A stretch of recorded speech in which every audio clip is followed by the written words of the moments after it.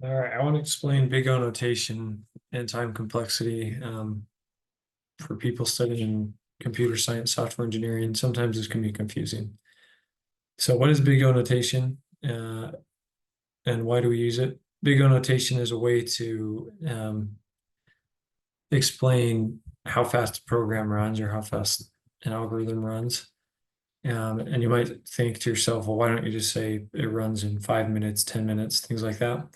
The reason you don't is because a program that may run in 5 minutes on one computer is not going to run in 5 minutes on another computer. If you have a supercomputer versus a little laptop, or if you get the idea, a more powerful computer is going to run a program faster, even if it's the exact same program that's running on another computer.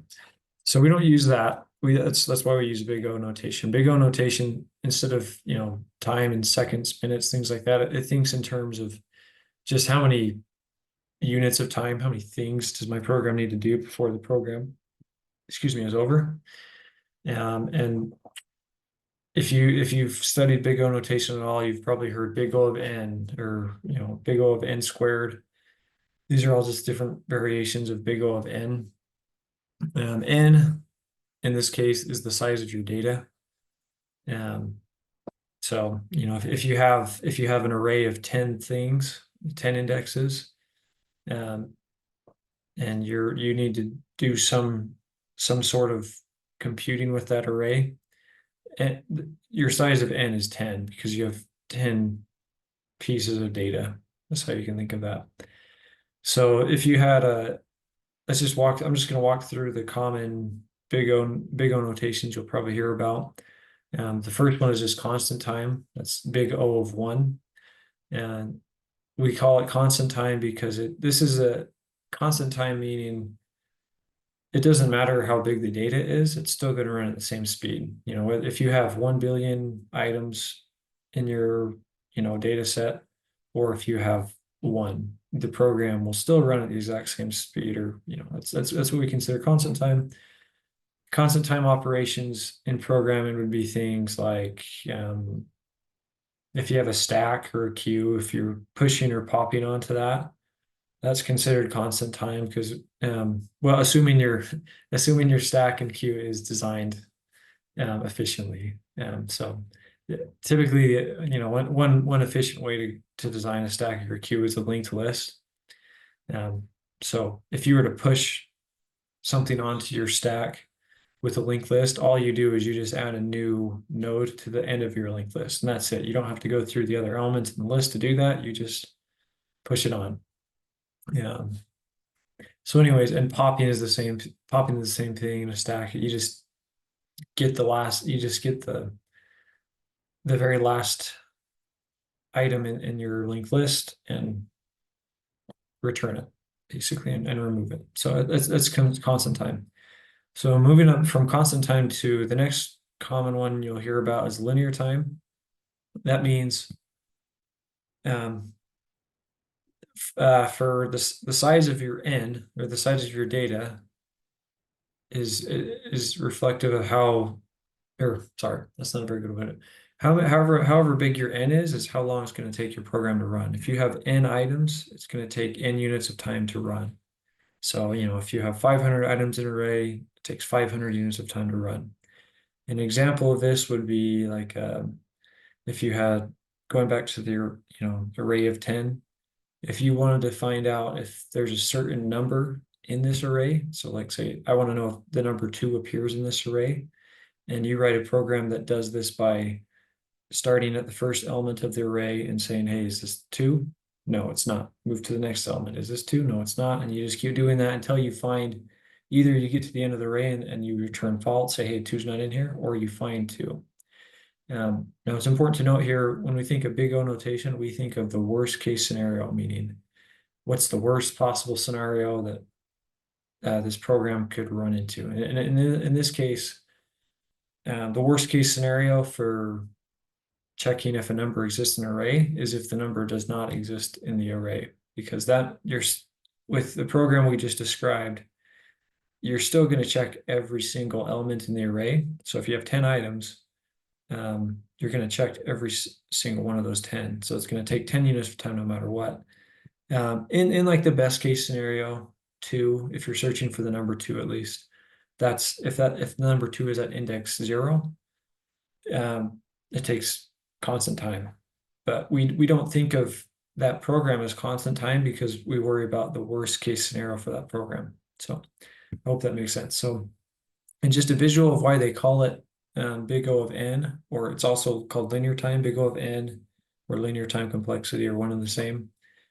The reason we call it that is because if we look at a graph that's linear, that's just a straight line, we can see that if you look at the x-axis, you can think of this x-axis as representing the size of data, and this y-axis representing the time it takes to run or to do something. And so if in the example of the program we just gave that finds an element in an array using linear time, if you increase the size of the array, if instead of using an array of 10, you use an array of 500, it takes 500 units of time in the worst case scenario to run that program. And so, if you look at our graph here, x is going to be equal to y. So if you have 2 units, two indexes in your array, it takes 2 units of time to run that program.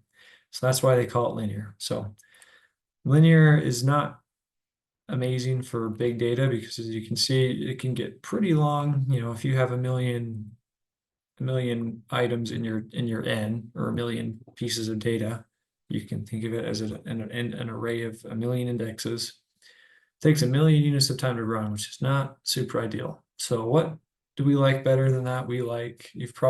If you've studied big O notation at all, you may have heard someone or people talk about log n and how we like log n.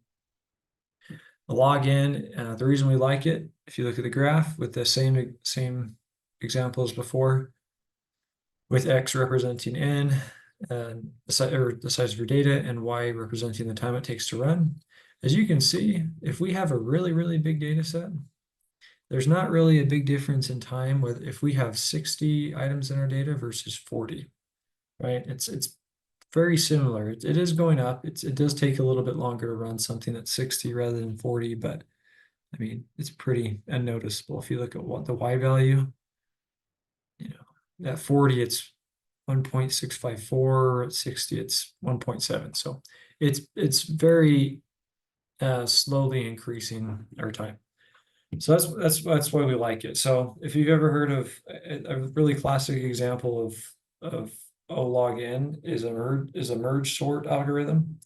If you don't know what that is, just go look up merge sort. It's just a program that sorts an array of data in ascending or descending order.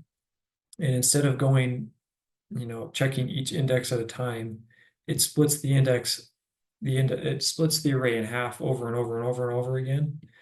So it has smaller and smaller sets of data to work with.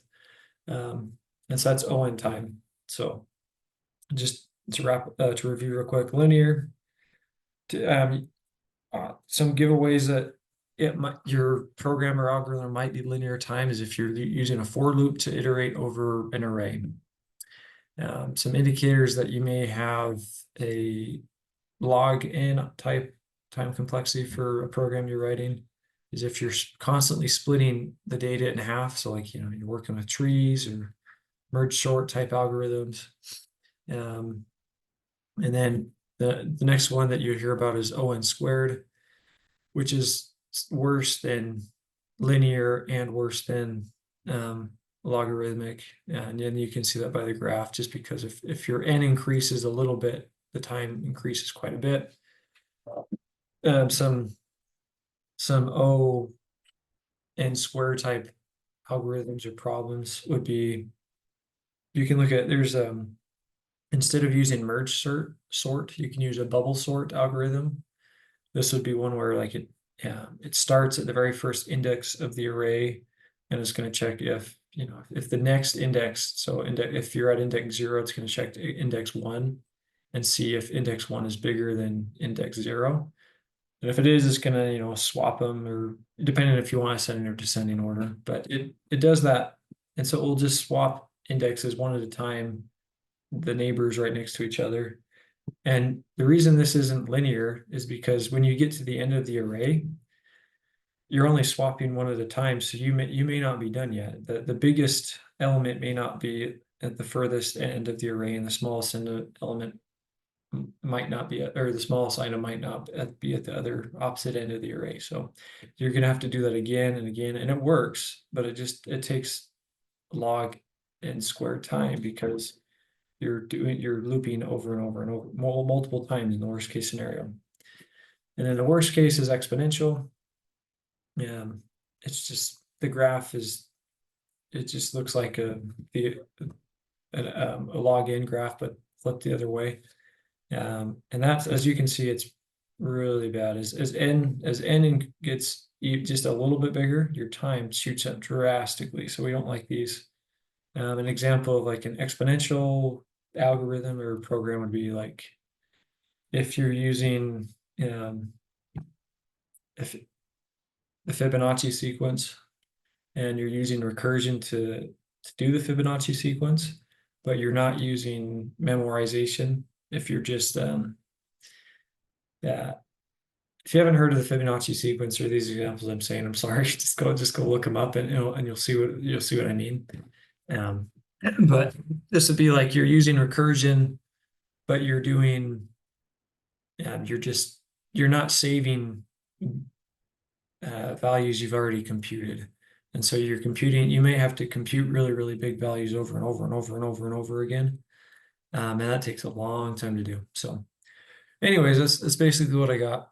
I hope this is helpful. I just thought it would be good because I know when I first learned about big O notation, it was a little confusing. But once I understood um, how the graphs represent each different type of notation, it helped me a little bit more. So that's what I got. Thanks for watching.